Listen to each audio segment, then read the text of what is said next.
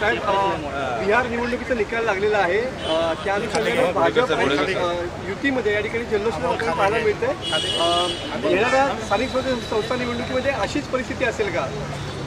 बिहारचे कालचे निकाल आपण बघितल्यानंतर एक लक्षात आलं असेल की वोट चोरी हा जो काय फेक नरेटिव्ह सेट करण्याचा प्रयत्न राहुलजी गांधी आणि त्यांच्या टीमने केला होता तो सबसेल फेल ठरलेला आहे। कारण 65 लाख दुबार मतदार काढून टाकल्यानंतर देखील 2/3 मेजॉरिटीनं बिहारमध्ये NDAचं सरकार आलेलं आहे। त्याच्यामुळं नरेंद्र मोदी साहेबांना धन्यवाद दिले पाहिजेत, नितीश कुमार साहेबांना धन्यवाद दिले पाहिजेत। बिहारचं राजकारण आजपर्यंत जातीपातीचं झालं, यावेळी देखील थोडंफार झालं असेल, पण बिहारच्या जनतेनं नरेंद्र मोदी साहेबांना विकासाला समर्थन करतो, त्यांना आम्ही मतदान करतो हे दाखवून दिलं आहे। त्याच्यामुळं हे श्रेय नरेंद्र मोदी साहेबांचं आणि नितीश कुमारांचं आहे आणि NDA मधल्या प्रत्येक घटक पक्षाचा आहे। साहेब, चेन्नई काँग्रेसचे अध्यक्ष चेन्नई साहेब असं म्हणतात की भाजपने त्यांच्या कार्यालयात आता पुढच्या वर्षी वोटिंग घ्यावं म्हणून। स्वतःचा नेता 95 वेळा ज्यावेळी पराभूत होतो तेव्हा डिप्रेशनमध्ये अशी तशी वक्तव्य करावी लागतात। तर त्यांनी असं म्हटलं की मुंबईमध्ये काँग्रेस हे स्वबळ लढणार आहे आणि तिथला मेयरसुद्धा म्हणजे महापौरसुद्धा हा काँग्रेसचाच असणार आहे। त्यांच्या या अतिमहत्वाकांक्षी स्वप्नाला माझ्या शुभेच्छा आहेत। BMCवर मुंबई महानगरपालिकेवर महायुतीचाच महापौर बसणार आहे। इथं देखील महायुती होणार आहे, आम्ही महायुतीला लढणार आहोत। पण काँग्रेसच्या महत्वाकांक्षेला मी खरोखरच दाद देतो।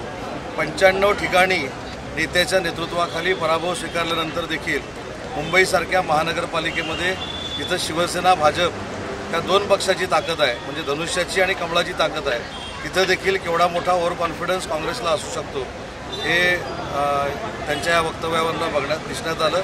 आणि हाच ओव्हर कॉन्फिडन्स देशामधल्या 95 निवडणुका हरण्यासाठी त्यांना कारणीभूत ठरलेला आहे।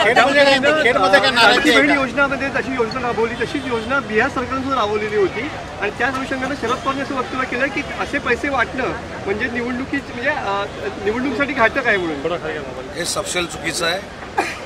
मुख्यमंत्री माझी लाडकी बहीण योजना ही वेगळा पॅटर्न आहे आणि 10,000 रुपये, 20,000 रुपये, 30,000 रुपये महिला भगिनींना देऊन त्यांना स्वतःच्या पायावर उद्योगधंद्यासाठी उभं करणं ही संकल्पना बिहारची वेगळी आहे।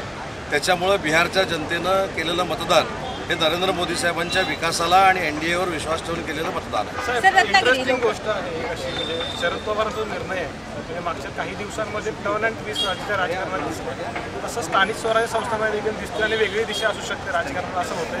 पवार साहेबांचं म्हणणं असं आहे की स्थानिक स्वराज्य संस्थांच्या निवडणुकांमध्ये तुम्ही कुणाशी युती किंवा आघाडी करू शकता, तर तसं मोकळं रान किंवा मुभा जी आहे त्यांच्या नेत्यांना दिलेली आहे।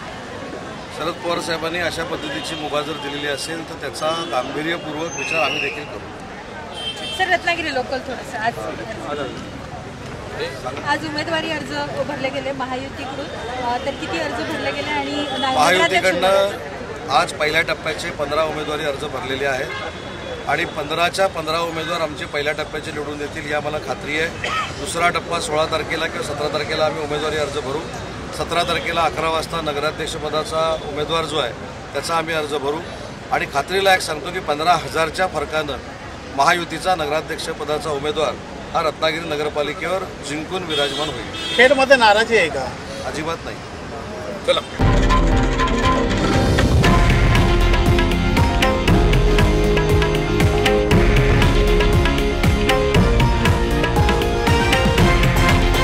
हे आहे देशातील नंबर 1 न्यूज नेटवर्क आणि आपण पाहत आहात TV9 मराठी, एकमेव।